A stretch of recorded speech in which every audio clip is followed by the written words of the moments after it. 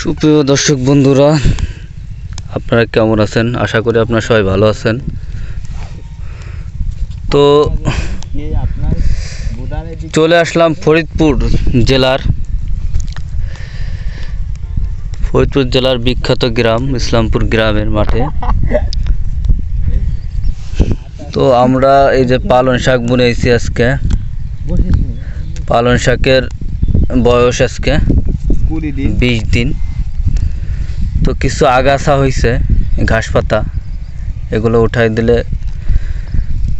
দুটো ভাই সারটা দিছো নাকি? কয় কেজি দিছিল সার? 10 KG 20 KG TSP 20 KG TSP আর 10 কেজি ইউরিয়া 10 কেজি ইউরিয়া না?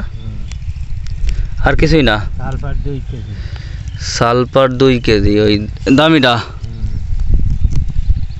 কত শতাংশ বই এখানে?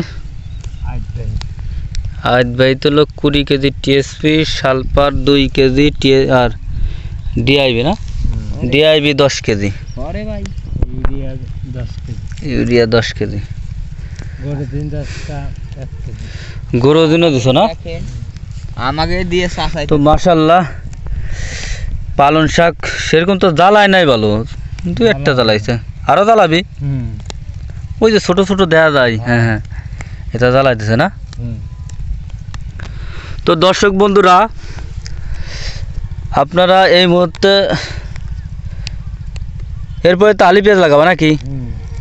এই মুহূর্তে আপনারা ফসল জমি না ফেলাই দিয়ে, মানে না পতিত রেখে আর কি, জমিটা চাষ দিয়ে পালং শাক, লাল শাক এগুলো বুনাইতে পারেন। কারণ শীতকালে এই সবজিটা খুবই জনপ্রিয় এবং ব্যাপকভাবে চাহিদা।